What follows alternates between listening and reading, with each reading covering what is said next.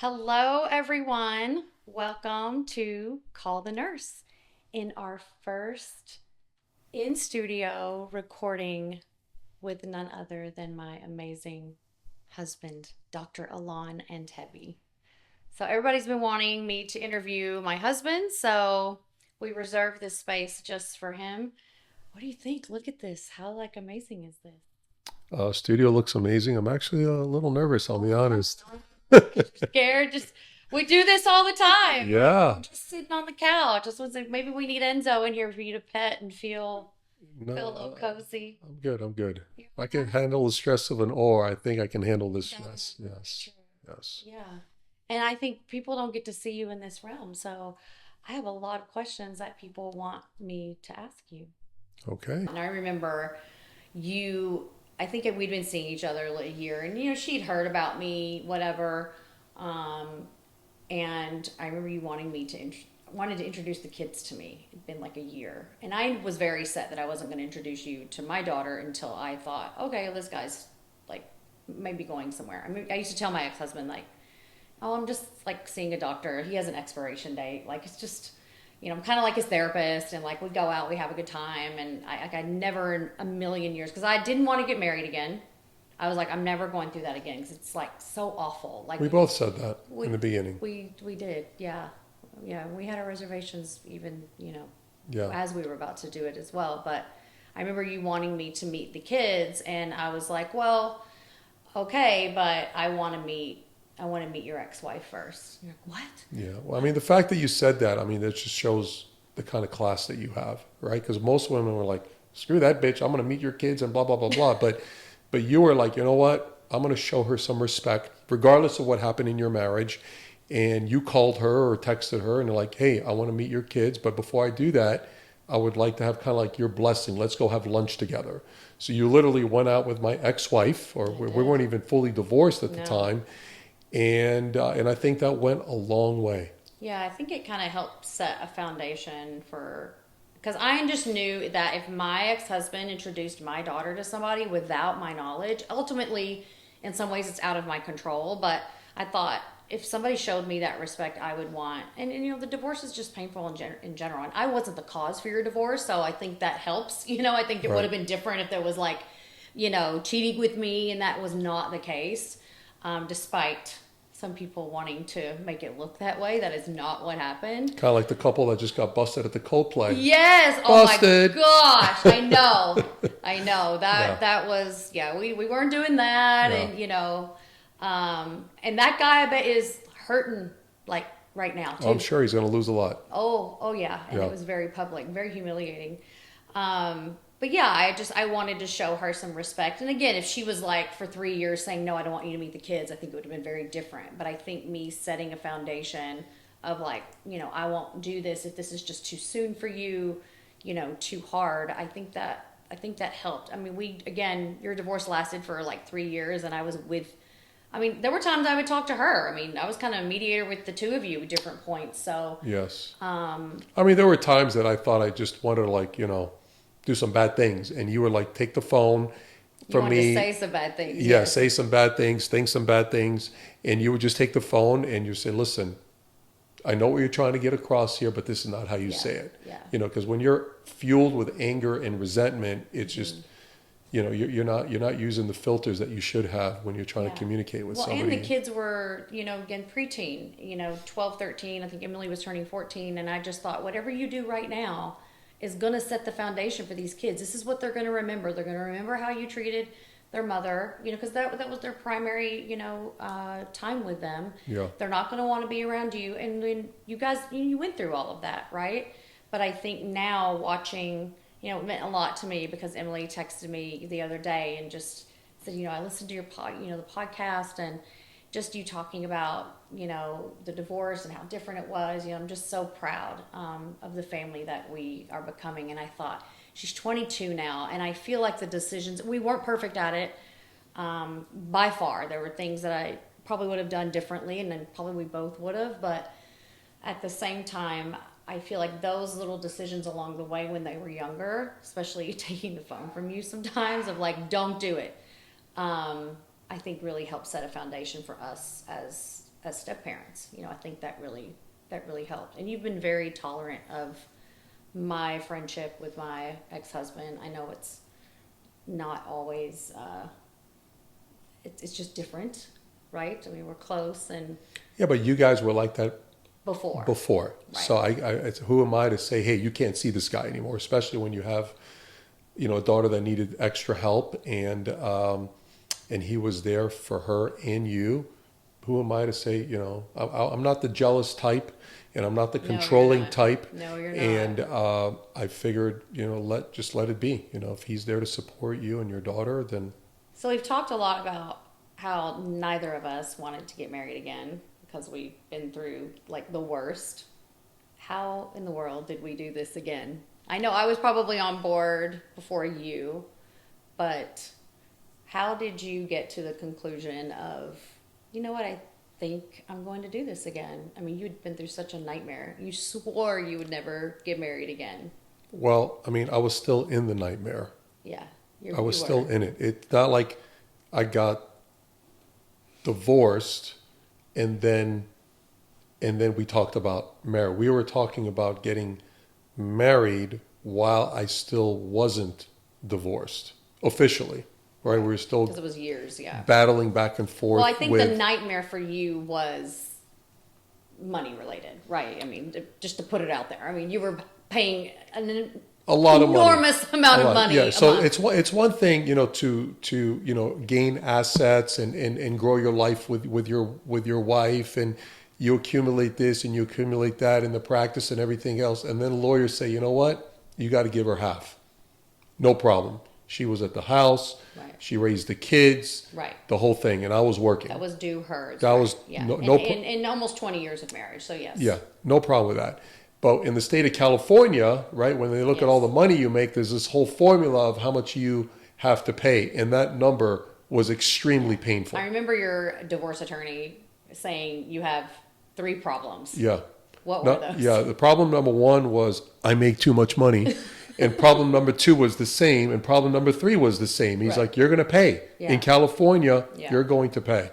So that was my biggest thing. The amount of money that I had to pay every month to support my ex-wife and the kids. When the kids wasn't really the number, but it was her number.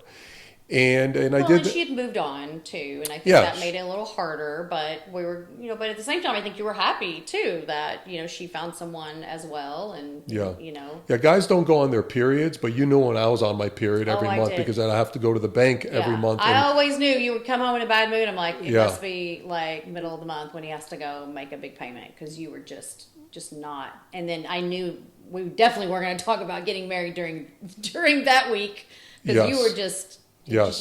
I think you just had such a little bit of a bitterness just about, I think, the California laws in general, marriage. It really kind of turned you off.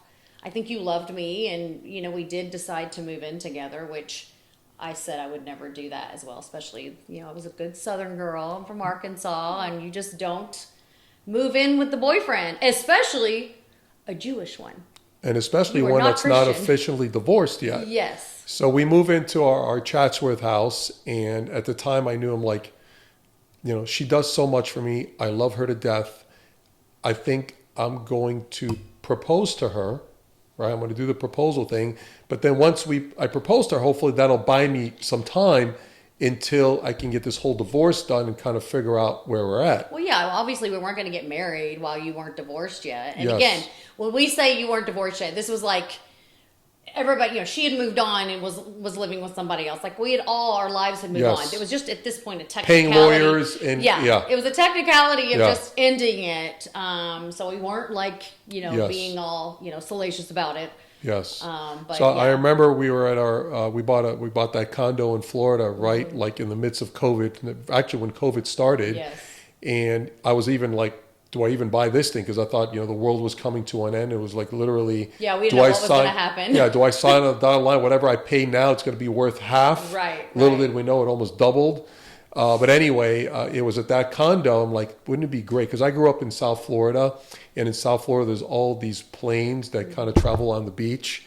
And they have like all these advertisements. And I'm like, wouldn't it be cool if I get one of those and the whole banner would say, Mindy, will you marry me? And that's how I did it. I had you come out to the balcony. And, but do you remember they were working on our balcony, and there was people out on the balcony, and you're like, "Could you guys like leave?" Yeah. And that's how I proposed to you. And then I think we were engaged for like. I mean, you proposed after we were together. I think we had been together 3 years, and then we were engaged, I think, for another 3 years. I think I was a little surprised that you even entertained the thought. I remember you giving me a ring before proposing, and I'm thinking, why would he give me like this ring? Just a promise ring. And in my mind, I'm like, he's just doing this to buy time. Although I don't feel like I was like desperate to get married or anything, especially in the beginning. I still felt, my daughter was starting to go through some mental health challenges, and we'd kind of gotten really starting to see the effects of the autism, going through puberty in high school. We moved her to your kids' high school, which was great for them to bond. But I don't think I was sold on the whole marriage thing yet. I just didn't at that point like the thought that I was going to continue to live together. I think that's a cultural thing on my side with my daughter, because I just felt like I didn't want to send that message to her. And I think that started affecting me more than what I really thought it would, because I didn't have the intentions. And I remember you feeling at times like, but we agreed, not to be married. And I thought, but we can't also change how we change. You said yourself, like you feel like everybody changes every decade. I think you say that we kind of become somebody new. But I think I underestimated how I was going to feel living with a man, with my teenage daughter in the house. It just started to really affect me. So I don't think I was really necessarily putting on the pressure, but I definitely was feeling like, wow, I can't believe I'm potentially going to want to do this again. But I knew for you, because you would tell me, you were like, you've definitely changed your mind, and I see that, but I've not changed. Like, I still don't want to do it. What do you think was like the hardest barrier to get through with, number one, proposing? Because I don't think you really thought at the time we would get married right away, or if at all. I think you just thought if it was up to you, you would have, kind of how you didn't want to do the divorce, you wanted to keep the empire intact. Yeah. I think you probably would have been fine at that time with a long-term engagement indefinitely. But then something did kind of, shift in you of like, wait, I think I may do this again. What do you think your biggest fear was? Well, I mean, the biggest fear was having to go through what I wasn't done with yet. I mean, I was still in the midst of the divorce. It was extremely painful, and it definitely left me scarred. And the amount of hard work that I put in to have to pay this nut every month was extremely painful. And thinking of having to ever do that again, and having a government, a state, a city, a lawyer, a judge tell me what I needed to do with my money, if ever having to get divorced again, was just, it's something I would never want to go through again, ever. And you didn't mean nut as her a nut. What's that? You meant this big lump of money. Yes. Not that you were calling her a nut. Yeah, he wasn't. That's not what he was doing. Yes. You just had to pay this big amount every month. Yes. Yeah, it seemed like there was this, you'd worked really hard. And I remember, there were times too that you would say, but look at this life I give you. We don't need to. And I thought I would be fine in a cardboard box. Sometimes money makes things more complicated. I'd rather do that than, feel all the stresses. Because we didn't just have that. There were cultural differences, right? I mean, marrying into a Jewish family, not being Jewish, was not easy. Although I think it would have been harder had we been wanting to have kids, right? I think, yes. I don't even know that you would have done it. But neither of us wanted kids again. So there were a few factors. That was probably my biggest hesitation, is do I want to marry into this family, only because it just was it was hard for them to just kind of accept somebody else coming in. And a little bit of good reason, because they had watched you suffer, losing a lot of your wealth to someone, and your family, your parents definitely didn't want to see that happen again. I think it's just so sad. Like, we always just assume there's going to be a divorce, but when you've gone through it, that's, I think, what you were feeling. Yeah, I mean, you think back to your first marriage and you're like, oh, this is it. We're going to get married. We're going to live happily ever after, right? But, life throws a bunch of Yeah. curveballs at you. And, my first wife, converted, and to Judaism. And, when we started our life together, she basically said she made a mistake, and I had to basically pay for that. And with our relationship, it really didn't matter to me anymore, because I knew we talked about maybe, having a kid together, but it just didn't pan out. And you always said, I'll have a kid with you. You can raise him any way you want, which I thought, like, wow, what a woman for you to say that, which really meant a lot to me. And that was one other thing. But again, I can say that probably with your ex having Yes. all the intentions in the world of doing the same, we don't know how we're going to feel once we're in it. I think we Correct. can make all these promises, Yeah. but kind of like you wanting a prenup, right? Like, you can say and do, and I'd be like, I'm not going to take anything from you. Well, they all say that, right? You would say, well, they all Right. say that. Yeah. I was never against necessarily the concept of a prenup. I knew you would want one if we did that. Yeah. But Yeah, it's all fun and games until you deal with a pissed off woman with a good lawyer, and it's just all downhill. So I needed to protect myself. Like I said, I would never want to go through that again. But to be fair to you, I wanted to show you some assurances that before we got married, and you always said, I'll sign a prenup, that's not a problem. But when it came down to like figuring out the nuts and bolts of that prenup, it's like, you need to get your own representation with your own lawyer. And I had my lawyer, and we just worked it out, Yeah. just like we did everything else. Yeah, It wasn't easy. It was a little wasn't. awkward. Yeah, I would right? say if I had any advice for anybody getting married and going kind of this second marriage thing, and you're going to get a prenup, and although I think I definitely feel like you needed that. We really protects both of us, but don't do it a month before your wedding. Right. I literally notarized the prenup the morning of our wedding or the day before.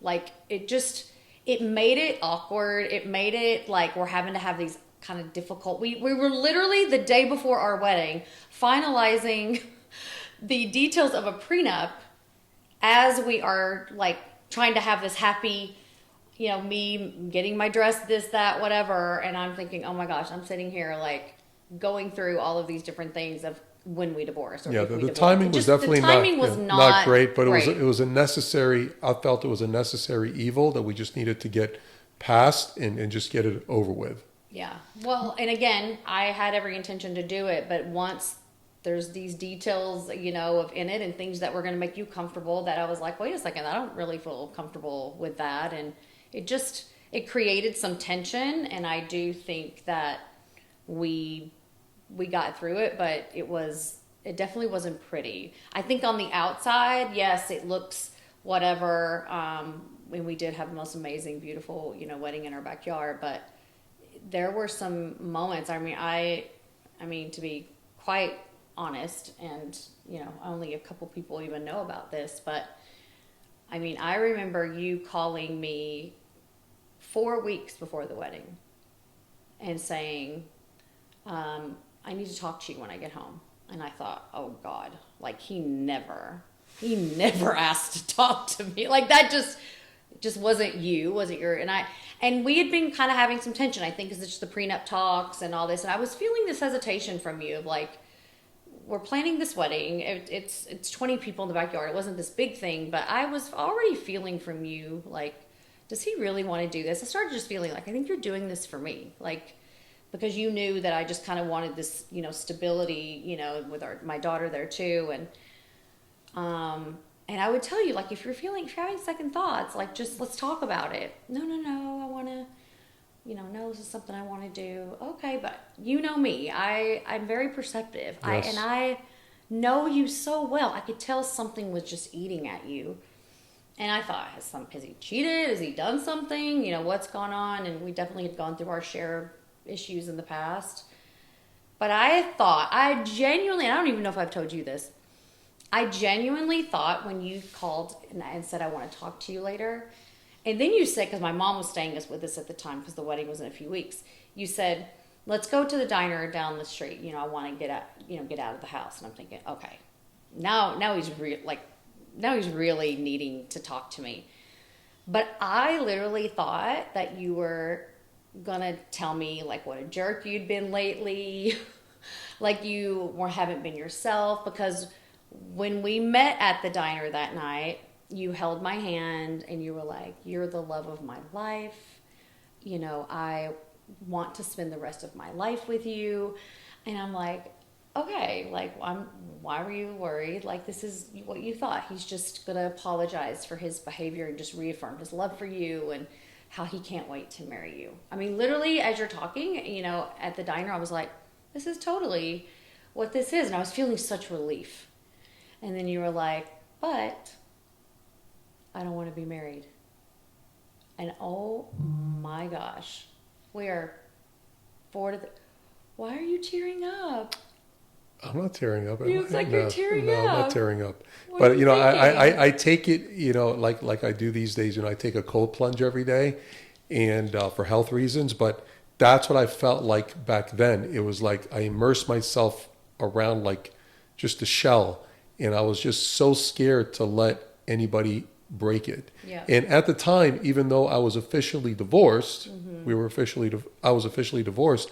I was still making those alimony payments every month. You were still grieving it. I was still living it. I was still paying, to a woman who was engaged. Now she's engaged with another man living in the house that I paid for essentially, and not marrying, and I still have to pay. And now I'm like, I'm going to get married again, So, but then, just talking and processing, and I was like, this woman is like nobody else I've ever met before. And I just, I had cold feet. I mean, that's the best way to explain it. Cold feet a month before the wedding. And when you were like, I think you basically said, you know what, if we're not going to get married, which is fine, I'm not fine, but you were like, you know what, I'm out. I'm not going to continue to do this, live like an engaged couple, or, live like basically roommates.